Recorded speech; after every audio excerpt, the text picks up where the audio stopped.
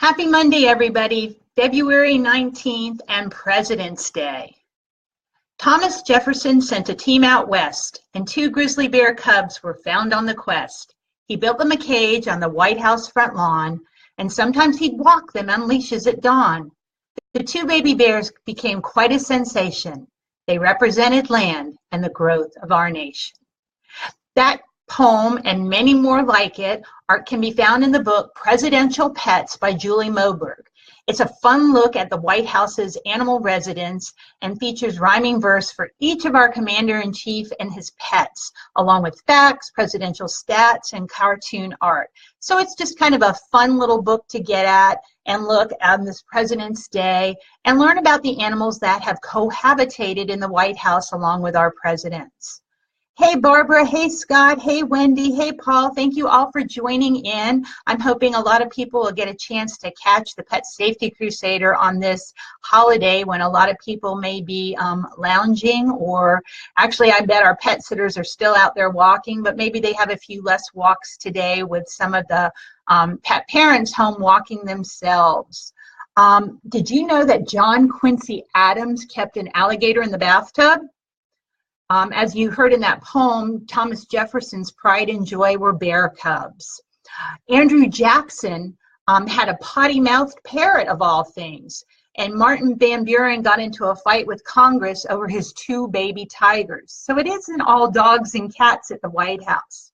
Let me get back to President's Day, though, a little bit. President's Day is the 3rd Monday in February, and it became an official holiday back in 1885 when Chester Alan Arthur signed a bill proclaiming it official holiday. But the strange thing that happened in the late 60s, I think it actually went into play in 1971, was the Uniform Monday Holiday Bill Act or something, where we started moving all of the holidays onto Mondays to give people that 3-day weekend. And because of that, President's Day will never, ever again land on Washington's birthday. I don't know, you have to do the math, but because of it, somehow February 22nd can no longer happen on a Monday. Or I shouldn't say, no, let me back that up. The 3rd Monday can no longer be February 22nd. You know what, I should have had another cup of coffee before I figured this out. But basically what happened is they combined Lincoln's birthday, which is February 12th, with George Washington's, which is February 22nd, and we always now celebrate it on the 3rd Monday.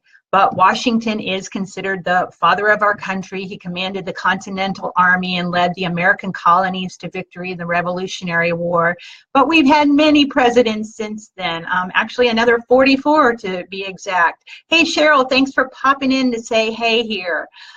So we're talking about presidential pets, and first daughter Caroline Kennedy's had a pony named Macaroni who had free reign in the White House.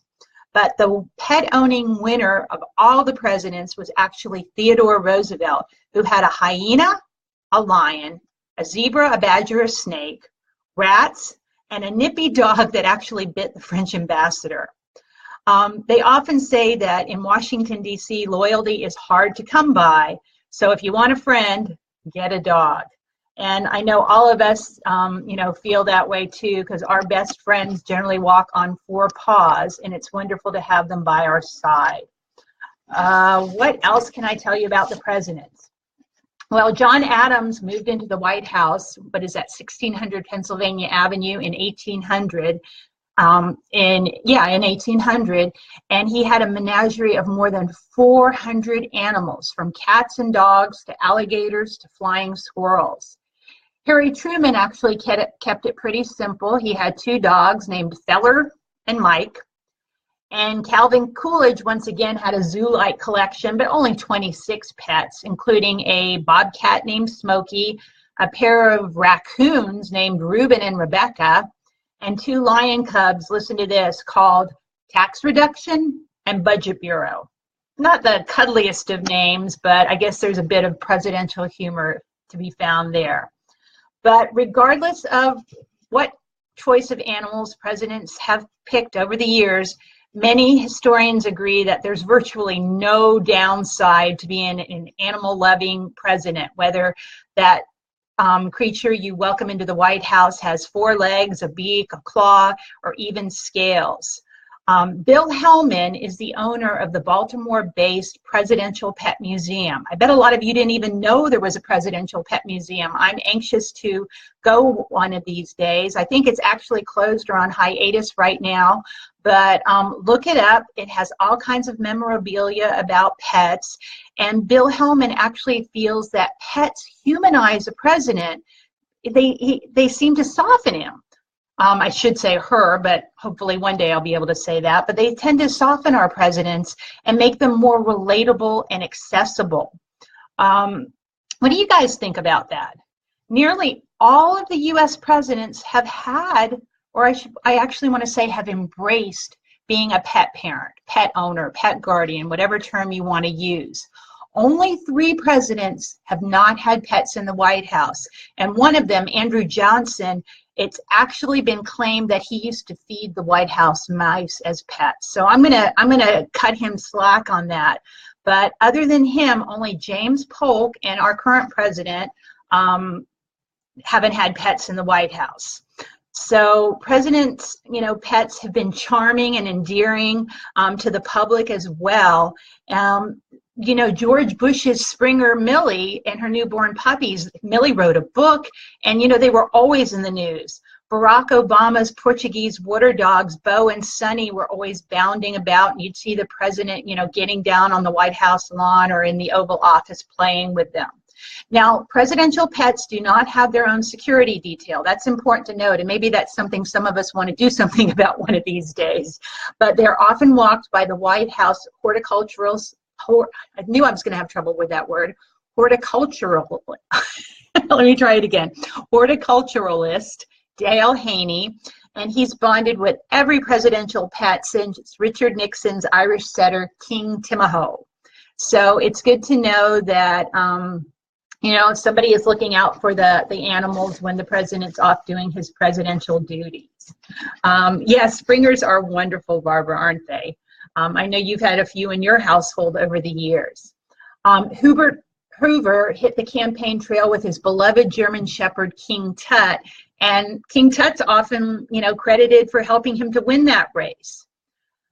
Most of the time, however, the pets have been less politically active. They've just really been part of the family, like, I'm always preaching, and those names I'm seeing coming up here on my crawl today are, you guys feel the same way.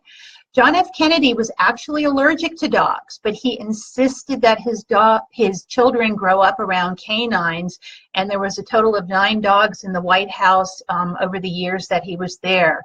So, this is something that I personally feel very strongly about. I talk about this newly coined word, zooea, which is scientific proof that animals do improve human health. And very often, if we can hang in there with that cat or that dog, we build up an immunity. And it's now been proven that children that grow up with animals often do have stronger immune systems. And it does something else equally important.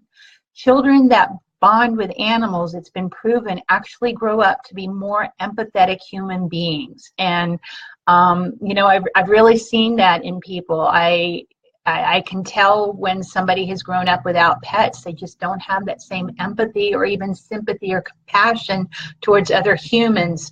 So it's just, an interesting thing how animals have such an important impact on our lives. Love your comment there, Gail. And I'm actually going to get to that in a moment. Franklin D. Roosevelt adored his Scottish Terrier, Phallus, so much that the two are actually buried side by side at Roosevelt's Presidential Library in Hyde Park, New York. So, these presidents love their animals like we do, and they want to be with them even after their time on this planet.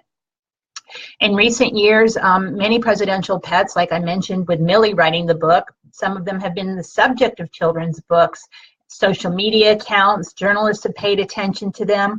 But prior to President Abraham Lincoln's administration, historians paid little attention to the animals in residence. So that's something that's been coming out in the nooks and crannies of history. Andrew Hager, who's the historian in residence at the Presidential Pet Museum, writes, "With older presidents, you sometimes think of them as a monument, men in marble. But when you think of Thomas Jefferson being in awe of his mockingbird, or President Lincoln getting down on the floor to play with his cats in the White House, suddenly they're more relatable, normal people.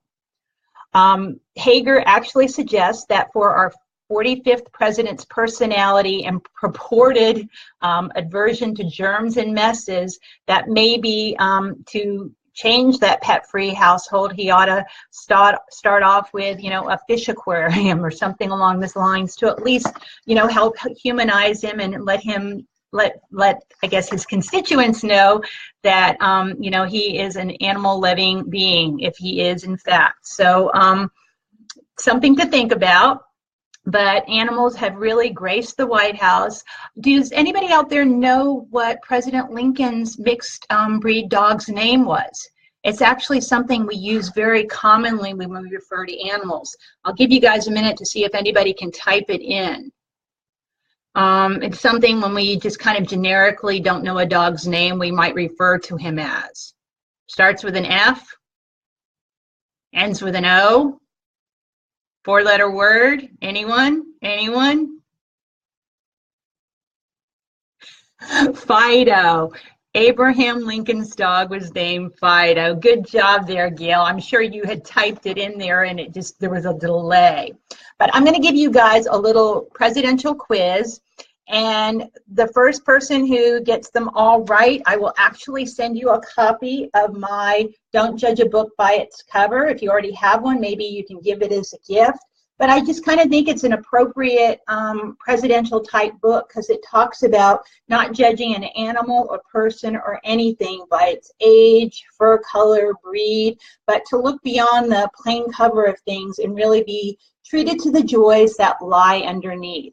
So I'm going to put this out here and you guys can revisit this in the replay, but if I see anybody with all of the answers correct, I will get in touch with you and send you a copy. So here's question number 1. Who was the first presidential dog to be photographed? And guess what? I mentioned him already in this broadcast. Question number 2. Who had a Siamese cat named Misty Malarkey Yin Yang? Number 3. Which president had sheep grazing to cut down on the grounds costs on the front lawn of the White House? Number 4, which first lady had silkworms as pets? Number 5, which dog had the first interview in the Washington Star discussing prohibition and a shorter workday for guard dogs? And last but not least, the children of this president had guinea pigs named Dr. Johnson, Admiral Dewey, Bishop Doane, Fighting Bob Evans, and Father O'Grady. So I will check back, and on Wednesday, if I don't have the correct answers, I will post them all so that you will know for your next trivia contest the answers to all of those questions. But I've enjoyed spending a few minutes with you here on our President's Day holiday.